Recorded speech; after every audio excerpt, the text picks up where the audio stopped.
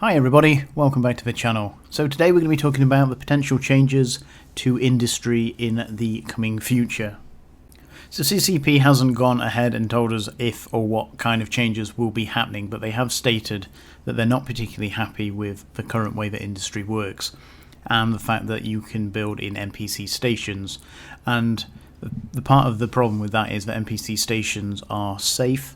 They can't be disrupted, destroyed, etc. And so therefore any assets in there are completely safe, and therefore you can build with no risk whatsoever, i.e. take jitter.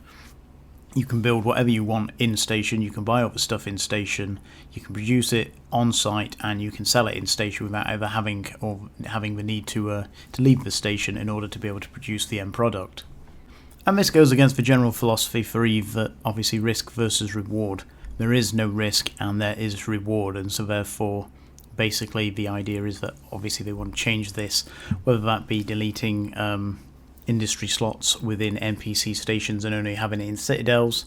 Again, that's anybody's guess at this stage.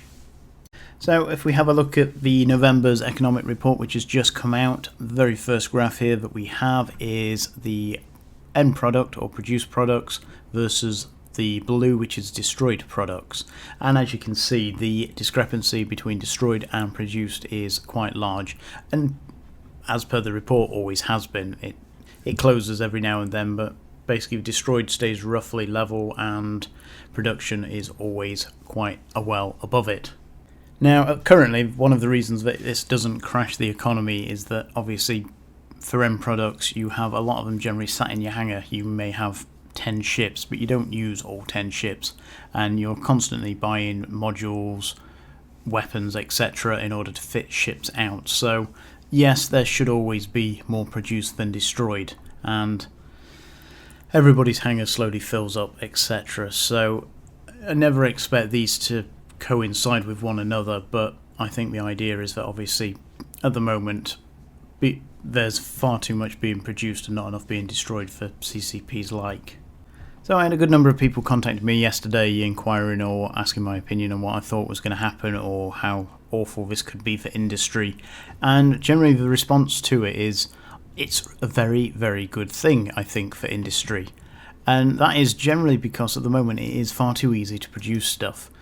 Now that's not saying that I want stuff to be harder to produce, but at the moment anybody can produce pretty much anything with lackluster skills and a general basic understanding of how the game works. Get blueprint or blueprint copy, get materials, go to a station that has manufacturing capabilities and combine.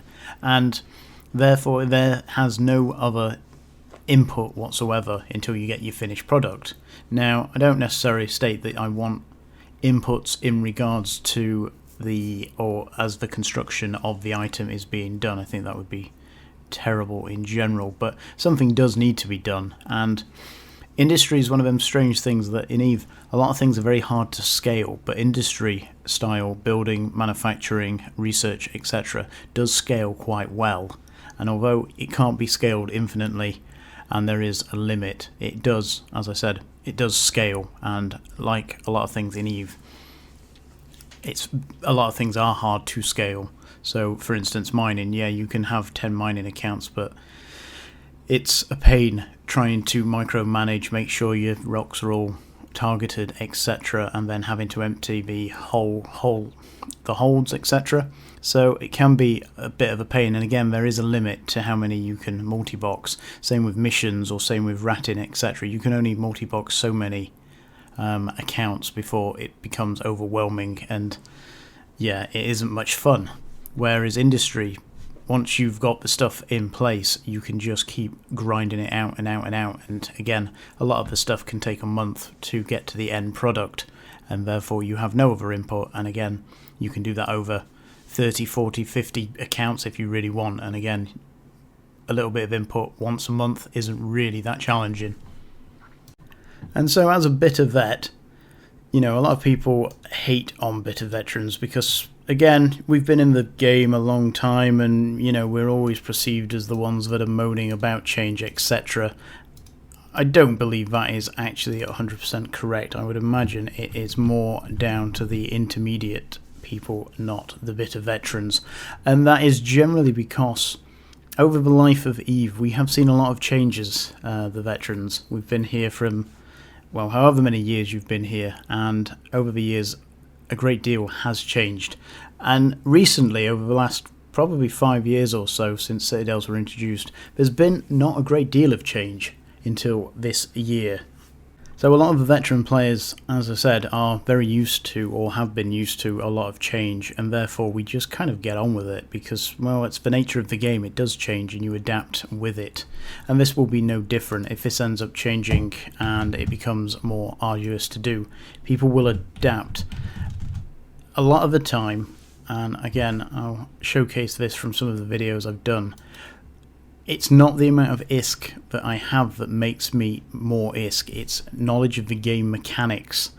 And again, that goes from the abyssal sites. I can make 300-400 mil an hour doing abyssals. The blood harvest, I made, what, 10 billion ISK doing that, and the recent winter nexus, I made around 4 billion doing that. So yes, having some ISK had or does help in regards to some of that, but again, it's not the ISK that is generating me the ISK there. It's the knowledge of how the game works and the mechanics, and not being either afraid or unaware of how to get stuff from one place to another in regards, no problems going through low sec, no problems scanning in low sec, null sec, etc. So again, it comes back to the fact that it's not the amount of ISK that I have that makes me more ISK. Yes, it does help. I'm not going to deny that, because it gives me options, and it means I can invest in stuff and wait and move stuff around, and again I can buy fits, etc. And it's not really that big an issue. But again, it's generally the game mechanics and how things work that is the biggest generator of ISK that I have. And this I did iterate in a video, probably about a month ago, where I said, try and experience as many things in EVE as you can. And again, you might not like it, you might not enjoy it, but again, it gives you the fundamental knowledge. And one of the examples I gave was, join a ganking crew, go and gank some people in high sec or wherever, and just work out how it works. And so therefore, if you are mining, you know the risks of it, and you know what basically the other side are looking for. You must have played a game where I play World of Warships, and you basically grind through battleships, and you can always guarantee the battleship that you haven't ground out on the other side of the team, on the other team, will absolutely wallop you, and you think, God, that ship's overpowered, I really want that ship.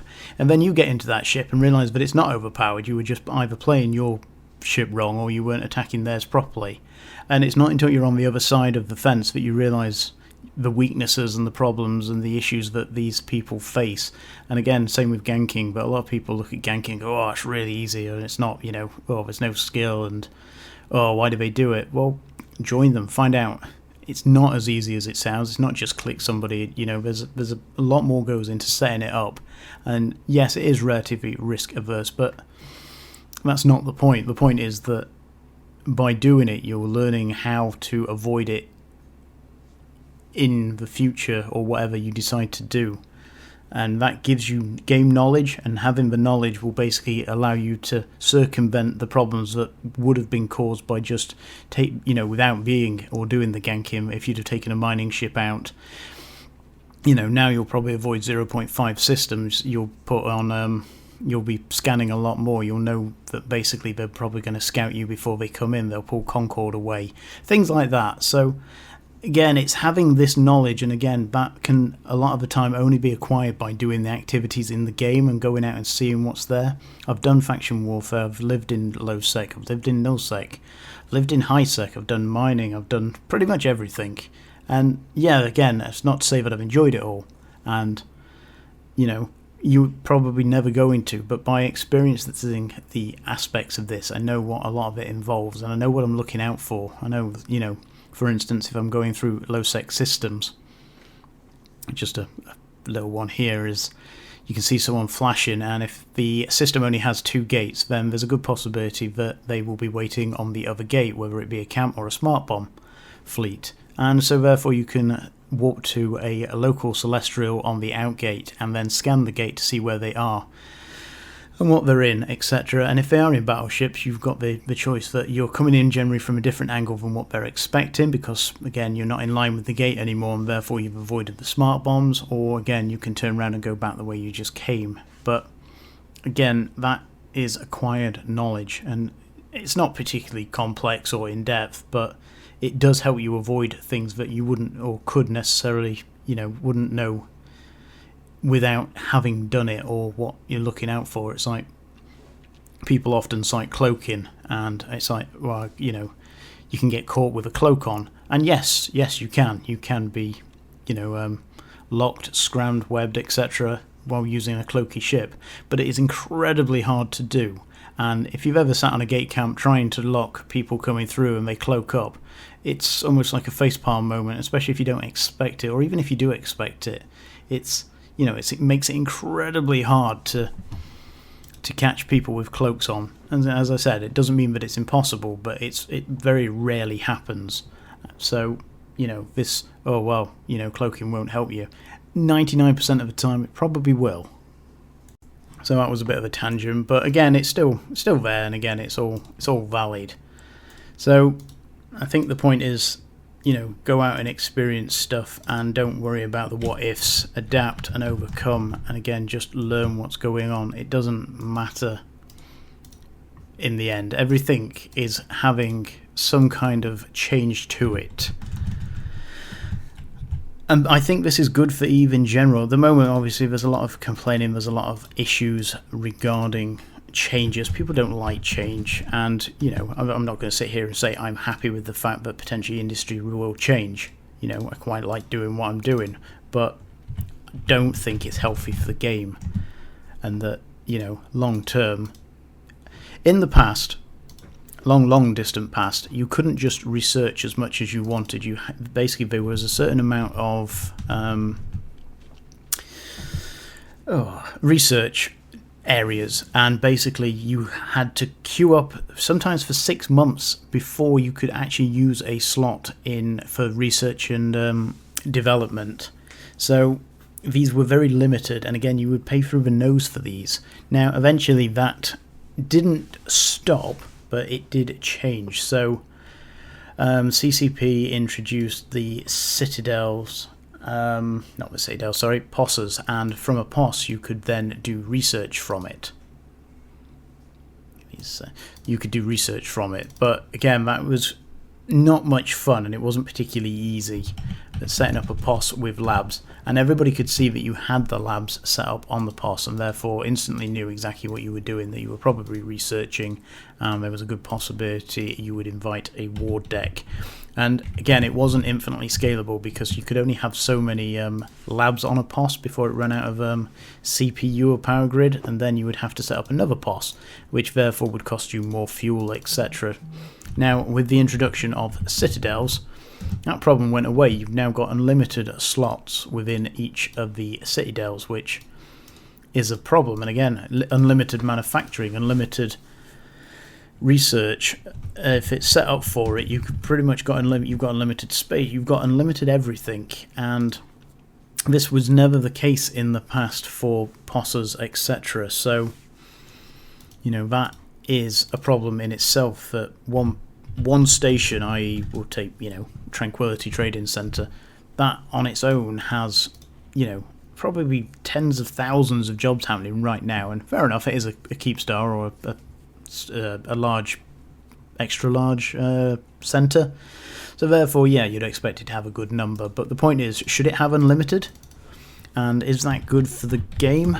Now, again, personally, I don't think so. But again, it's not my game at the end of the day. But something is going to change, or something needs to be changed in order to bring it all back in line. And initially, I think CCP scrapped it to encourage people to get out of the mindset of POSs and get Citadels set up, etc. They needed people using them, and it was a great way of encouraging everybody to get out there and get on with it. So, yeah, I'll adapt, I'll get over it, I'll move on, I'll do the bits that I currently enjoy, where again, depending on any changes that happen to it. But for the time being, I will carry on as I always have, and will roll with the punches as and when they come. So, again, change is good, it brings opportunity. How they implement it obviously will be very interesting, but having unlimited amount of slots and just being able to grind out stuff, again, even as a manufacturer, I don't think is particularly healthy for the game, and that there is, as I said, very few things that you can do in the game which are infinitely scalable, and manufacturing is one of them. So I was always aware, or there was always that thought in the back of my mind that obviously this day may come when things do change, and it looks like that time is coming. As I say, I'll still be able to make ISK. There's still loads of ways, and so I say, should we have a game that is pretty much AFK while doing stuff? Is that healthy for a game? I can't think of any other game that I play where actually being, logged off is beneficial. Once I've got my manufacturing stuff going, then there's no need for me to be in the game, and yeah, I don't think that is necessarily particularly healthy for a game. And yeah, this game's a bit different to a lot of other games, but some ISK to be made there if anyone wants to buy it. So yeah, it is a bit different to a lot of other games, but that doesn't mean that, we should just accept that the AFK play style is a valid play style, and CCP, as I said, are going around removing that from drones, which will be changing to AFK this, that and the other. So yeah, there's a lot of changes. Again, I know a lot of people aren't happy with this in regards to cloaking, etc., that they have stated that they're not particularly happy with and do intend to change. Again, how that again gets implemented, but it comes back to that AFK game style where, as I say, most other games, I'm sure there are some, but I can't think of any off the top of my head where, as I say, being AFK is actually sometimes an advantage. So I'd like to know what you guys think in regards to this, and the changes, etc., which have or are happening. Are you adapting to it? I know people have obviously left, and if you look at the general, sorry about the random cut, but I thought it was better off to actually have it on screen. And here we had the players on Tranquility, and you can see the ups and downs and the ups and downs, and this was blackout. This was obviously the start of the virus, and it's gone up quite considerably, and it has been on downward trajectory till late, and then it has gone quite sharply down. So there are quite a lot of people either leaving the game or getting rid of alts, and either way, this will have repercussions for the game, whether it be in Plex price or other aspects. There's always a knock-on in regards to everything that happens, and so Plex prices are likely to drop, I would imagine, due to the fact that less people are buying them to do their alts, which they're then not using for multi-boxing or for AFK drone NPC killing, etc. So whether that's a good thing or a bad thing, again, it depends on which side you're on. But again, we do have deflation within EVE, and that is CCP's driver at the moment. So a lot of people look at deflation as a bad thing, but in EVE, for the time being, it's not necessarily. And again, new players coming in won't even notice. It's only the people that have been here. And again, this is where it comes back down to the bit of vets don't really care, because again, we have generally enough ISK and game knowledge that it won't really affect us. It's the people in between that have been playing a few years here, there and everywhere, which will be affected. The vast majority of bit of vets, I dare say, don't do that much NPCing because, well, to be fair, it's boring and they have enough ISK. It's only the players that are doing it, and the general players that don't have enough ISK are the people that haven't been here that long. EVE is one of them strange games where, as I say, you acquire or accumulate ISK over time, and it's very hard. I was listening to Talking in Stations yesterday. If no one's actually seen that, then it's worth watching.